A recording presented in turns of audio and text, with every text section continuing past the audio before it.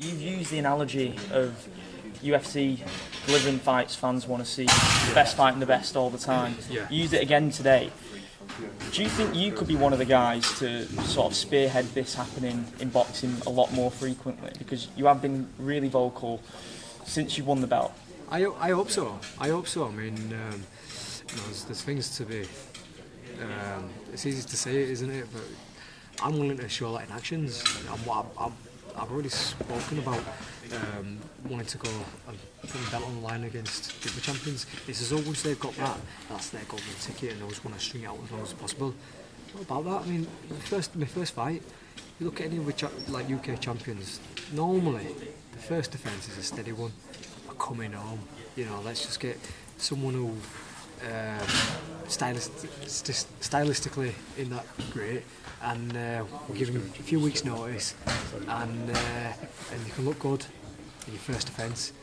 Nah, never mind that. Fuck that. We were straight in there with Warrington, and then the second one was the mandatory kick Galahad. And like I say, it's what the fans want to see. What brings the fans they pay their hard-earned money when they get the opportunity to watch two big showcase fights. So if you can make other fighters do the same, that's a bonus. But if they will, there's another thing. I just spoke to your dad then about the Gary Russell Jr. comments, which obviously caused a massive stir online. Yeah.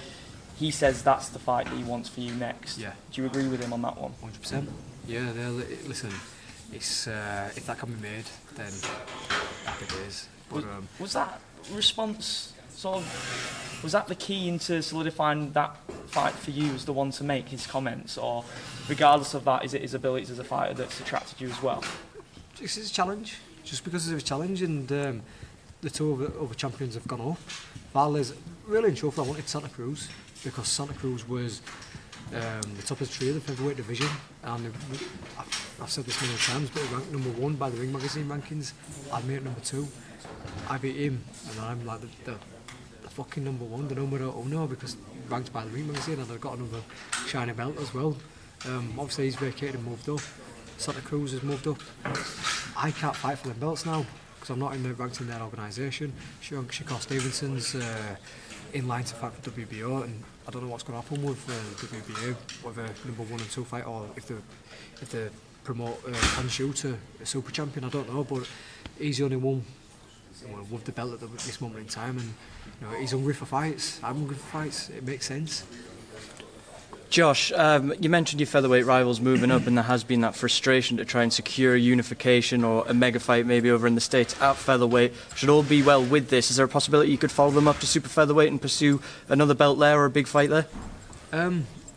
If we can't get something sorted after this next fight and it's stringing along, and there's an option to go fight a Valdez, a Santa Cruz, at super feather, then yeah, I will do. We'll come back down to feather and take care of business like Lomachenko's doing, coming back down the weights.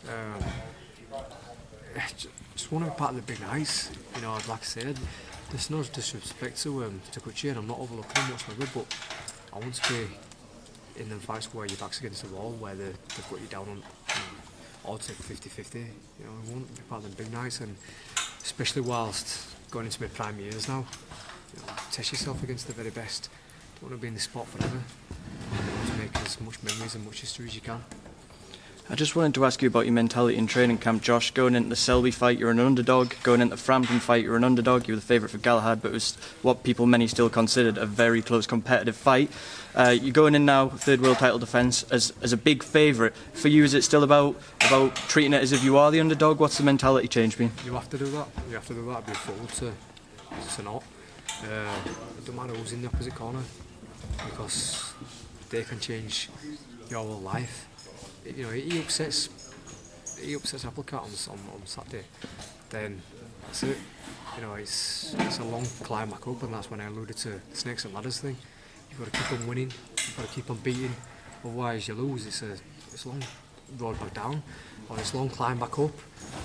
Example, Frampton got beat by Santa Cruz in 2017 in their rematch.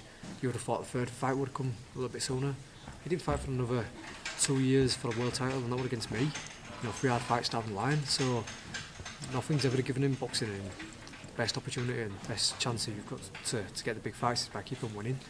and that's been my motivation throughout. You become a father and a world champion. How's your outlook on boxing and life changed? I certainly don't think I'll be here as long as I first fought. When I turned pro, it was going to be 35, 36. Try go as high as I can, climb the ladder as high as I can, and when I start getting chinned, come back down. You know, try win British title again, kind of like what Ryan Rhodes did. But since having kids, that's changed everything. You know, this sport takes a lot from you. Certainly takes a lot of sacrifice and time. And I know that other people have to do that in all walks of life. But I've been doing it for 21 years, so for from being a kid right up until my age now. And you know, you don't want to be just chasing the fights, chasing like extra paydays, chasing another glory night. You've got to know when your time's up. And I look at fighters from Leeds, from Yorkshire, who've had that one fight too many. That's when it becomes dangerous. That's when it starts having the lifelong effects. You know, I've been getting punched to the head for a long time, and you look at your average man, and you talk to your average man, he might get a scuffle in a pub or in a nightclub, you know, 2 times a year, maybe more if he's in a bed, might do a football, might fall over, missus might go past and slap on the head, but that's it. I take a lot of trauma and punishment to the head on a weekly basis, especially when in camp, and it takes a lot from you. You look at like recent deaths in boxing. And I'm putting a damper on sport here, but it's a fantastic sport, but it does take a lot, and you've got to know when your time is to walk away. And I think I want to go for another 3 or 4 years at the highest level, and then I'll consider me, you know, when the time's right to walk away from it. Can I just get your specific response to the IBF for essentially potentially giving Galahad a second shot at your featherweight world title? I have no words. No words really. It's diabolical. I mean, I've always thought the IBF could have fucking talking about that. Never mind, no words. Cancel that bit out. I've always thought the IBF have been bang on with the, you know, enforcing the mandatories. You know, with the little, you know, the £10 limit with the chip weighs day after. But like I look down the featherweight rankings, you know, you have some guys like ranked like 7th or 8th who've been beaten. They've still not updated them. Still not moved people on. Shakur Stevenson moved up and they didn't move the 1 and 2 at all. They just left him there. And all of a sudden, you know, he's been beaten. All of a sudden, he's back into a final eliminator. What happens to the 5 and 6? Because he got moved on to 8. What happened to them guys? Why didn't they get a chance?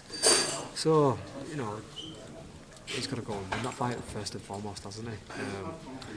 But if he's the last name on my radar. Like I say, I want to be part of the big names. I took care of business with him. It was a scrappy, shite fight. I got the win, and I knew I'd won that fight. Regardless of what these fangirls or whatever say, I know I won the fight. And you just want to keep on testing yourself against the best. If it came down to it, would you vacate to pursue bigger opportunities if it was Galahad made you mandatory, theoretically speaking? Well, I'd like to think that by the time that comes around, we've already had something else sorted by then. So, yeah, we'll see what happens next year. Cold chest.